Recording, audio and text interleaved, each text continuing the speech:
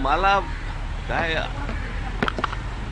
आपल्याकडे भारतात जो आता खूप नीचे लेवल कुठे ते पहलगाम पहलगाम पहलगामला जो हल्ला झाला, मी ज्यावेळेला त्याच्यावरचं मी पहिलं ट्विट जेव्हा केलं त्यावेळेला मी सांगितलं होतं की ज्यांनी हल्ला केला आहे त्यांना ते अतिरेकी दहशतवादी जे कोणी असेल त्यांना आपण धडा शिकवला पाहिजे आणि अत्यंत कठोर असा की त्यांच्या पुढच्या पिढ्यांना लक्षात राहायला पाहिजे. पण दहशतवादी हल्ल्याचं उत्तर युद्ध नसतं, कळलं का? युद्ध हे काय उत्तर नाही. आता अमेरिकेमध्ये 2 ट्विन टावर्स पाडले, पेंटागॉनवरती त्यांनी हल्ला केला म्हणून त्यांनी जरा जाऊन युद्ध नाही केलं, त्यांनी ते अतिरेकी ठार मारले. हे दोन्ही दुसऱ्या देशामध्ये युद्ध परिस्थिती आणायची आणि आता ते काय मॉक ड्रिल करायचं आणि मग ते सायरन वाजवणार वगैरे वगैरे.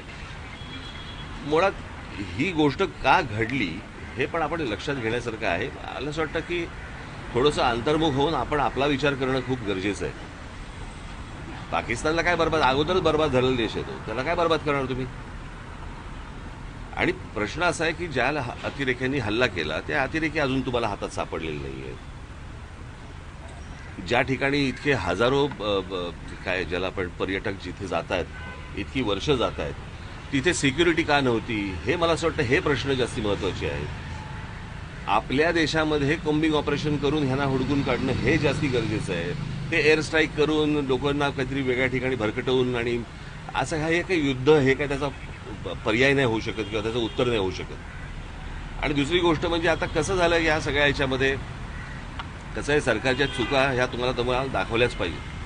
आज ज्या वेळेला हा प्रकार झाला, तो प्रकार झाल्यानंतर ज्या वेळेला पंतप्रधान त्यावेळेला सौदी अरेबियामध्ये होते, अर्धवट दौरा सोडला त्यांनी.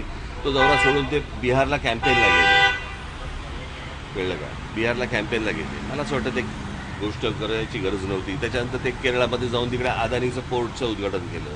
त्याच्यानंतर इकडे काहीतरी फिल्म इंडस्ट्रीसाठी काहीतरी वेवचा कार्यक्रम केला, तिकडे द्याल. इतकी जर गंभीर परिस्थिती आहे तर या गोष्टी टाळता आल्या असत्या. आणि त्याच्यानंतर येऊन ते काय मॉक ड्रिल करायचं आणि मग काहीतरी एअर स्ट्राईक करायचं, मला असं वाटतं की हे काही उत्तर नाही या गोष्टींवरचं. जे अतिरेकी आहेत, ज्यांनी हा हल्ला केलेला आहे, मला असं वाटतं त्यांना हुडकून काढणं, त्यांचा बंदोबस्त करणं आणि संपूर्ण देशभर मला असं वाटतं की तुम्ही हे मॉक ड्रिल करण्यापेक्षा कॉम्बिंग ऑपरेशन्स करा जिकडे जिकडे तुम्हाला माहिती आहेत. आज आपल्या देशामधला पोलीस दल आणि या सगळ्या लोकांना, खास करून मुंबई महाराष्ट्रामधल्या पोलीस दलाचं तर मी त्यांची प्रशंसाच करेन की त्यांना सगळ्या गोष्टी माहिती आहेत, कुठे कोणत्या गोष्टी चालू आहेत आणि कुठे काय चालू आहे ते, कळलं का? आज आपल्या देशातले प्रश्न संपत नाही आहेत आणि आपण काहीतरी युद्धाला आपण काहीतरी सामोरे जातोय. मला असं वाटतं ही काही योग्य गोष्ट नाही. आज नाक्यावरती ड्रग्ज मिळत आहेत, हे ड्रग्ज येत आहेत कुठून, काय येत आहेत, मला असं वाटतं या गोष्टींच्या खोलात तुम्ही जाणं गरजेचं आहे. लहान लहान पोरं आता ड्रग्ज घ्यायला लागली, शाळा कॉलेजमधली पोरं, ह्यांच्यापर्यंत ड्रग पोचतोय कसा, हे प्रश्न आत्ता सगळ्यात महत्त्वाचे आहेत. युद्ध हे काही आत्ता ह्याचं उत्तर नाही आहे. एअर स्ट्राईकला ऑपरेशन सिंदूर असं नाव दिलेलं आहे. ते प्रश्न परत मी तेच सांगतो ना, हे काही नावं बिवं देऊन ह्याने काही भावनांचा काही विषय येत नाही.